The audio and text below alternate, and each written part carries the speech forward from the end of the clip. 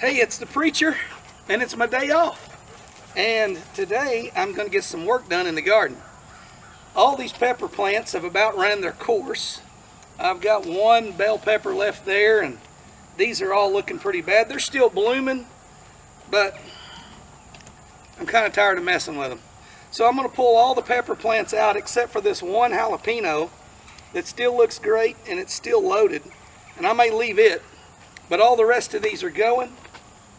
Half of the tomatoes are going, the other half's going to get trimmed up and propped up because they're still making tomatoes. Anyways, we're going to get the garden cleaned up today, and I'm going to bring you along. Well, there's what I picked this morning before I yanked them. I decided to go ahead and get rid of that jalapeno plant. I've got more peppers than I know what to do with. So I'm going to get rid of these. I got some tomatoes, a couple of bells, some chilies in there.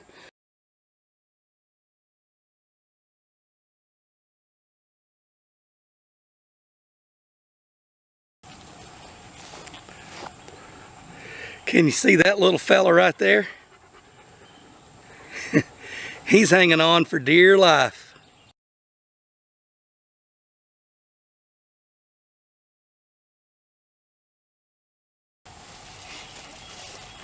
These are the remnants of a volunteer pumpkin plant. We've never planted pumpkins, but they did at the school where my wife teaches, where we got chicken litter from, and we think that's where it came from. Anyways, got all that out. Now let's go pulling the peppers.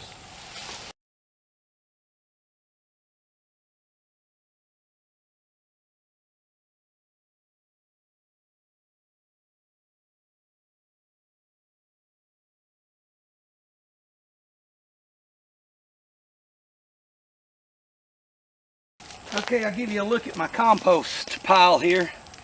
I'm not David the Good. I'm no composting expert, but I have kind of a big rotten log here that I had of a tree that fell over. I'd pushed up, and a rotten log behind it, and that gives me kind of two sides, a big log and a little log. There's another log there, but that gives me kind of two sides to contain my compost. And then I've just piled grass clippings, yard waste, stuff out of the garden, stuff out of the table. I pile it in there, in between these two logs. And they say you're supposed to turn this over and water it, and I don't ever do that. Right now I'm going to add a bunch of what they call green, which is living stuff. I'm going to throw that in there, and then I'm just going to shovel some of this decaying grass, dead leaves, whatever. I'm going to shovel that on top, so I'm going to make a compost sandwich. Compost sandwich. So I've raked some of it off.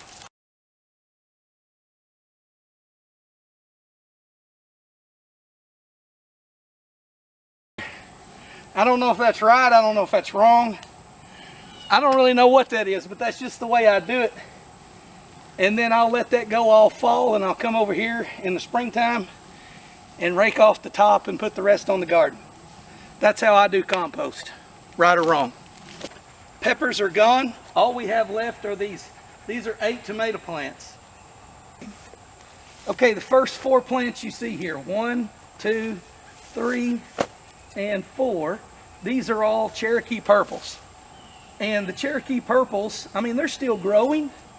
There's still some blooms here, but there's just not much of them left, so I'm going to go ahead and get rid of those. The others are a variety we've never planted before called Monte Carlos, and they are still blooming, and they still have green tomatoes on them.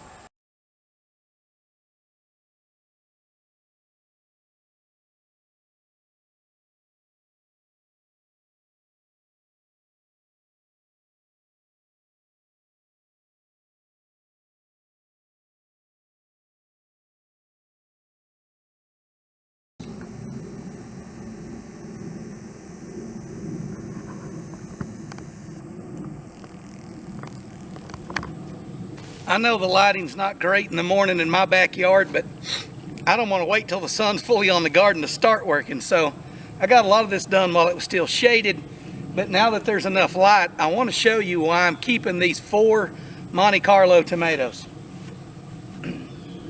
These cages are 5 foot tall. My bed's a foot off the ground, so yeah, we're talking you know, over 6 feet to where I'm standing at, but 5 feet from where they're growing.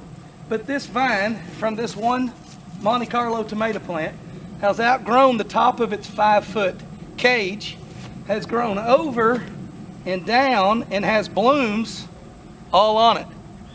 It has green tomatoes hanging on it here, here, and here, and then there's a couple that are red, almost ripe.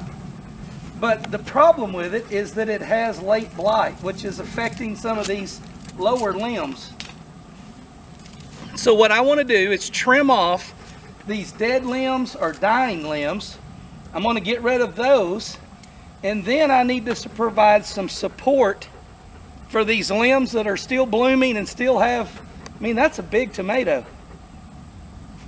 I want to keep those. I want to get rid of the blight, the blighted leaves, and then I want to prop them up and spread them out where sunlight can get in here and ripen some of these green ones. So that's what I'm going to do. I don't know how well you'll see that, so I'm going to turn it off. I'm going to go to work. I'll show you what I got done when I get done. Okay, one cage out. This one on the end here was really nothing but a bunch of dead limbs. It had some new growth up on the top, but the tomato hornworms had eaten so much of it, a lot of the limbs was just a skeleton. So I went ahead and worked it out.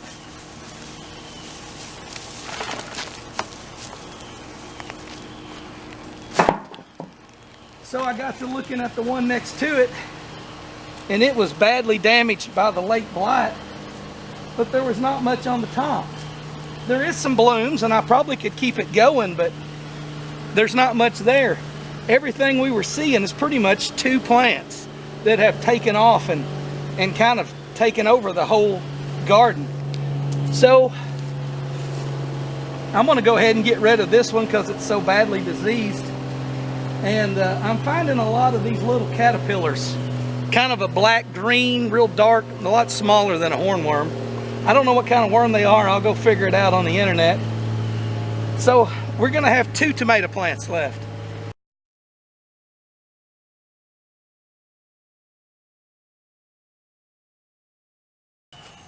Well, there you have it. I went ahead and turned over the beds just so I could get that surface layer of straw in contact with more dirt so it would break down. We're going to plant some spinach and lettuce in here in the fall and winter. And I'm going to maintain these 2. You can see the 2 vines coming out there. They come up and spill over, and they're going to keep spilling over. And I have a couple of 5-foot tomato cages left. I'll probably end up putting one here and one here, and then after that I'll run out. But basically I'm keeping those tomato vines supported so that they can continue to bloom and sunlight can get to them, and I can spray and treat the worms. As it was, they were so packed on top of each other, you couldn't pick the worms off, you couldn't treat it for worms. So now I've got it spread out where I can treat it, I can see them. The tomatoes that are green can get sunlight and start to ripen, and it can continue to grow and bloom and make tomatoes. So we'll see how long we can keep these two vines going, and then probably as soon as they call for rain, I'll come out here and plant lettuce and spinach, and we'll see how that goes. Thank y'all for watching.